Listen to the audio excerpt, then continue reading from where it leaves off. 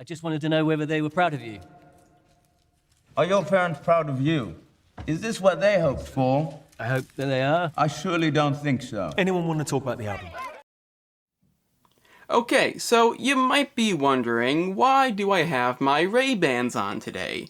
Well, because it's time for Bryan Singer's attempt at a biographical film, being Bohemian Rhapsody. Fuck this movie. Really, fuck this movie. This is a shameless attempt that spares no effort actually telling the story of Queen, and instead relies on cliché events that never happened and making Freddie Mercury out to be a complete asshole. Why they'd go in that direction, I really don't know. Queen is a very interesting band in its own right, and making an entertaining movie based on them wouldn't be that difficult. Especially because you have Brian May and Roger Taylor on as consultants. You know, half the fucking band. Did any of them even suggest that maybe in a Queen movie you should actually have events that relate to Queen? Other than band, singer, and music, lead singer dying of AIDS, which is obviously quite sad, but in the end you won't give a shit because they make him out to be a giant dick? Oh, that's right, he was actually a decent person who didn't treat the rest of the band like shit and randomly walk off because he wanted more attention. But that is the case with a lot of other bands, so instead of taking a few minutes to do some research, why not just make that the plot? And as a result, we get a completely unfactual movie that's about as offensive as you can get to any true Queen fan. So, here it is. Bohemian Rhapsody. This is gonna be hard. We open the same way all great movies do, at the end. In this case being Live Aid. And their particular Live Aid performance is kind of a big deal in music history, so why not start there? Considering what's coming next, it's probably the right move. We then cut back in time to Freddie's day job, and his family. Thoughts, good words, good deeds. That's what you should aspire to. Yes. And how's that worked out for you? Ah, they don't get along that good, it would seem. Unfortunately, I don't know how inaccurate this is, but that's okay, there's plenty of inaccuracies to come. We then cut to the band Smile, the original band with May and Taylor, which is currently helmed by Tim Staffel. And I gotta admit, I'm surprised they actually used the Smile version of Doing Alright, opposed to the Queen version. I know that may sound like common sense, but in this movie, that's not really a thing. What is a thing are changes, basic changes, to make the movie more interesting. I need to stop saying cliché. As we see Freddie randomly running into Austin Mary, his soon-to-be fiancée, while in reality he met her through Brian May, in which they were casually dating and he asked May's permission to take her out. But that wouldn't be as good because then you couldn't have lines like this. I like your coat. And that would mean he knew May and Taylor a year before Queen even became a thing. But then you couldn't have a groundbreaking scene like this when Tim quits the band and Freddie shows off his unique vocals. I know what I'm doing. I got a feeling. Terribly ingenious, highly imaginative, incredibly inventive. He then points out that his range has to do with him having extra teeth, thus being the reason he never got them removed. But I don't know if that's factual, more like a theory. So it's time for the first gig, in which John Deacon was not present. They went through loads of bass players before choosing him, but he is played by Joe Mazzello. You know, the kid from the first Jurassic Park movie. However, Deacon is the only one to realize that the band died with Freddie Mercury and has been retired ever since, opposed to pretending Queen is still a thing. Meaning he's had no involvement in this cash grab, movie, resulting in his lines being kind of limited. Ah yes, the famous broken mic scene. Did it happen? Sure. During the first gig? No. But, come on, when have you ever seen a scene like this? Let me clarify how unique this is. It's the first show. Nobody's happy to see the new singer. Everything almost goes wrong. He finds a way to save it, and everybody loves them. Revolutionary stuff. Round of applause. So they sell their van and use the money to fund their first album, and in the process get the attention of John Reid, the manager of Elton John, who books them an American tour and the BBC. The way things are done are a load of bollocks, old chap. This is the BBC. I'm relieved. Well, you would be. And after what surprisingly isn't a montage, he proposes to Mary, in which she accepts. Are you going to leave it in the box? I sure as hell would. Can you imagine that ring's value now? But as we know, this will be short-lived, as during the first tour, Freddie realizes he is in fact gay. But more on that later, as it's time for the most important part of the movie. The introduction of EMI executive Ray Foster, who doesn't exist. He may not be real, but he does have some good moments. Formulas are a complete and utter waste of time. Formulas work. Let's stick with the formulas. I like formulas. You see, the potential for him is endless. He announces the idea of the soon-to-be legendary album Night at the Opera, and head out to a secluded spot to make it. And this is all yours, John. Smaller rooms don't get nearly as cold. Okay. You know, of all the things this movie got right, which isn't much, I'd love to know if this room thing is one of them. Then later, his manager Paul kisses him without asking, in which he's rightfully pissed off. Don't misunderstand, Paul. Mary knows me in a way that no one else ever will. Or not. You do realize you're engaged to a woman, right? This might put a damper on that. Don't you think I sound like shit? But on the bright side, they then argue about Roger Taylor's most famous song, I'm in Love with My Car. A song that has a very interesting backstory of how it became the B-side to the single. Unfortunately, it's a bit too long to explain here, so let's see what the movie does with it. Is that strong enough? What about that? Oh, not the coffee machine! He throws food at them, and threatens to throw the coffee maker. Okay. Well, at least they got Brian May's iconic guitar right. That's surprising. And they complete the album. But guess what? Ray Foster doesn't want Bohemian Rhapsody to be the single, because it's too long. But there's no way now the station will play a 6-minute quasi-operatic dirge comprised of nonsense words. Bismillah, bullshit! What again decade is this? So they walk out, vandalize the place, and you really gotta ask, why'd they make this guy up? He does practically nothing interesting, and the whole scene is not gonna affect anything. It's just cliché. Well, what do you want me to say? He goes to DJ Kenny Everett, who, get this, does exist, to debut the song on his program. And you know what? It is truly an amazing scene. I mean, I'm sure it was great in real life too, but then you didn't have the tension between the band and Ray Foster leading up to it. Without that, it would just be an amazing, legendary song. That ain't good enough. So we have another montage, and Freddie proceeds to act like the whole being gay thing isn't an issue, in the most subtle way possible. Good night. Don't you think I sound like shit?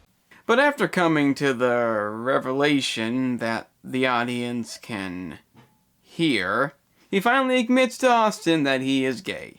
And on one hand, this is somewhat truthful. At that time, being gay was not acceptable, and the idea of marrying somebody to hide it was a thing that happened to some people. Elton John nearly committed suicide.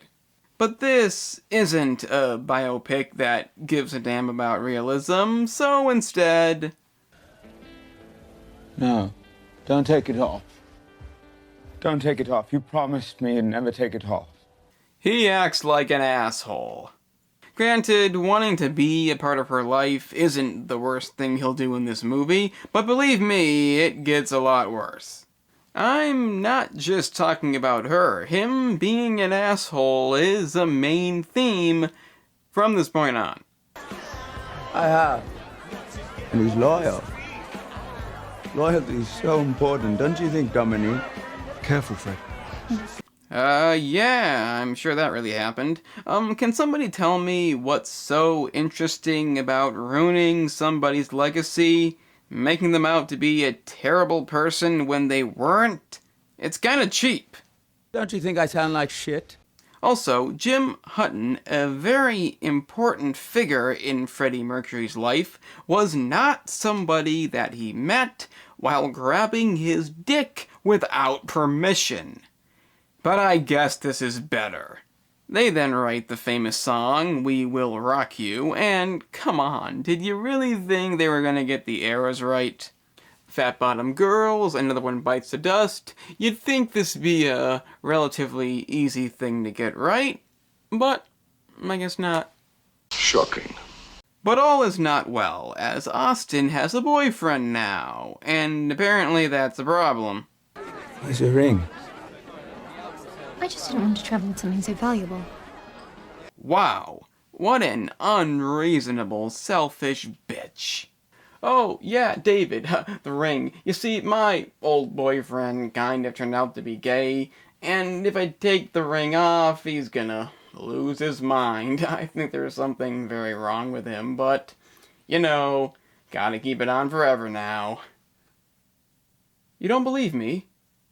Reed then encourages Freddie to go solo, unknowingly under Paul's advisement. I got a feeling Paul's no good.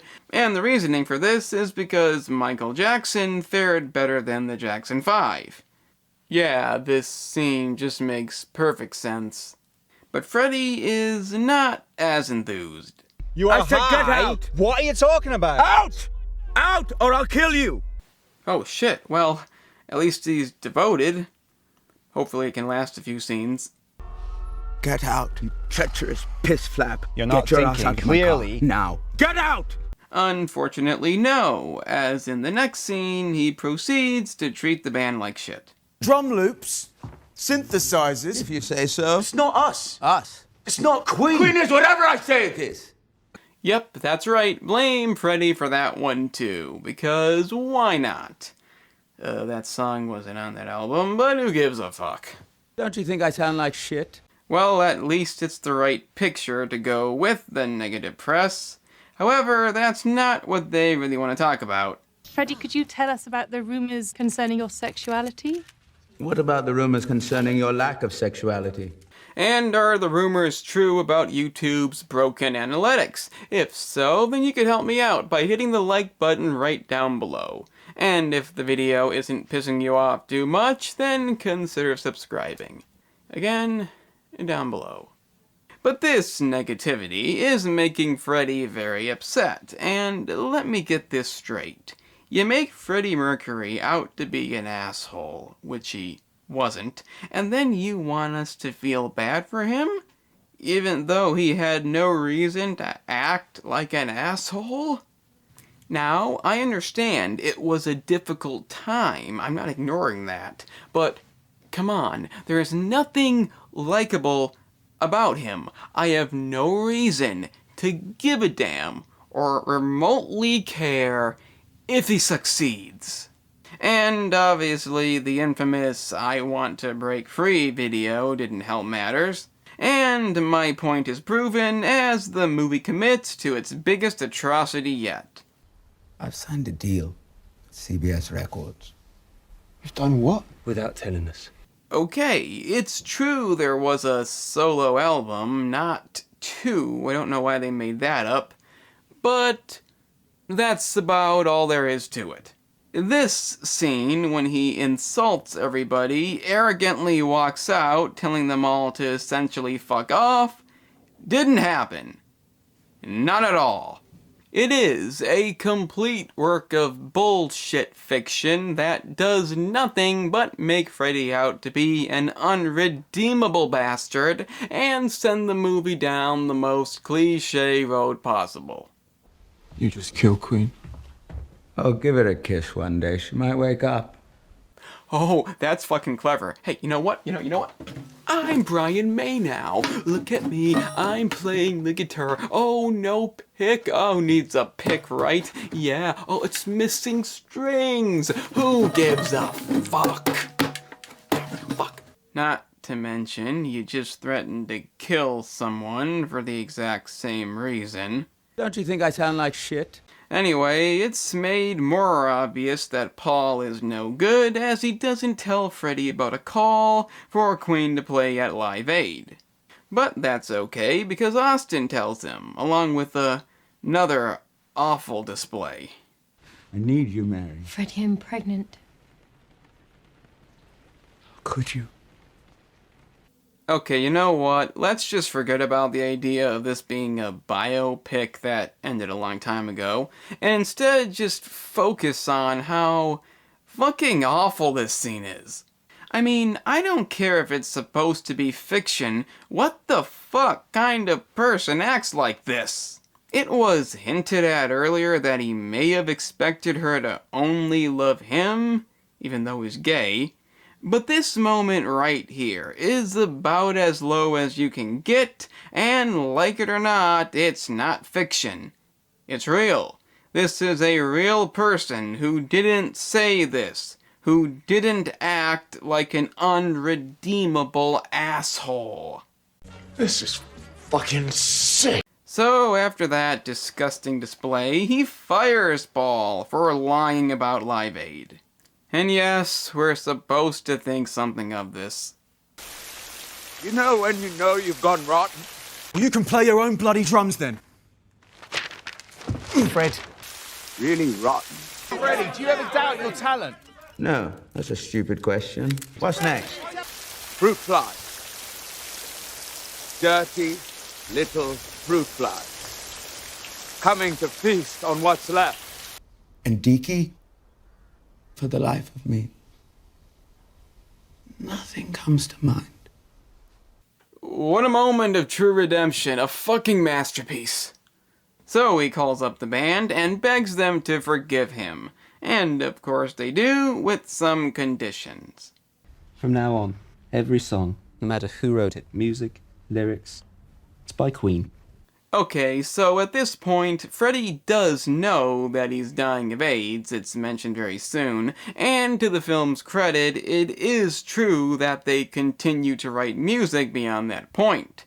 One album's even released post-mortem. However, this scene doesn't really give off that kind of vibe. It's like they knew you didn't know yet. But now they've made up, and they can go to Live Aid, which does lead to a few issues. First off, they haven't really played together in a long time, so that's problematic, which isn't what happened in real life. They were well prepared for that. And the AIDS diagnosis is confirmed, so he tells the rest of the band. I've got it. Got what? AIDS. Which also didn't happen that way. Not even close. But it's more cinematic. Positively shocking. And with that, the movie can finally come to its conclusion with the epic Live Aid performance. The most famous live performance in history. One of the biggest moments in music history. And it's funny how I can simply not give a fuck. Ending a biopic on this note is a good idea, but the problem is the biopic has to be good, and I think you know by now, this isn't. However, they do get one thing right. They give that guy, who didn't exist, his comeuppance by letting you know he knows he fucked up. That's important, I guess. And they even have the gall to try to convince you that this fucking movie actually means something by reminding you that he died. Which is pretty funny, because if this movie was actually telling the truth about many of this, then I wouldn't give a fuck. At all. But that was Bohemian Rhapsody, the biopic. And... Sorry. Sound like shit. If it wasn't for Patch Adams, a movie that disgraced somebody's reputation and glorified death and disease, this would be the most disgusting thing I've analyzed yet. Since this movie only does one of those two things, I can't say it's that bad. But still, I don't know what anybody was thinking. I guess they wanted to make money off the Queen brand, but also wanted to do fuck all research, so instead they just went with what you assume most rock bands go through. Petty arguments, band breaking up, sex, drugs, all the basic band stereotypes that simply don't define what Queen was. To say Freddie broke up the band because he's an asshole was just awful, and the abundance of things that didn't happen, right down to songs being in the wrong decade for pretty much no reason, is just baffling. I don't know how so many supposed fans can consider this a decent movie when you could literally attach this script to any famous band and get the same result. The Rolling Stones, Led Zeppelin, Rammstein, you give any of these this movie's script and it wouldn't be any more inaccurate. Hell, the Rolling Stones almost did break up over a solo album. But I guess the thing is that Queen never even came close to this kind of thing happening. So basing a big part of the movie off of it is just ridiculous. And I know people do commonly complain about the way this movie was filmed, and I can see why, but personally I don't give a fuck at this point. All they had to do was take the story of Queen, which was very interesting and unique to begin with, and not do anything stupid and inaccurate to mess it up. But as we have now seen, they couldn't manage that. This is about as bad as a biopic can get, and if you haven't seen it, I think it's a good idea to keep it that way. But if you have, I implore you, do not judge your opinion on Queen and classic rock music in general off of this movie, as those who wrote it really don't give a damn about anything.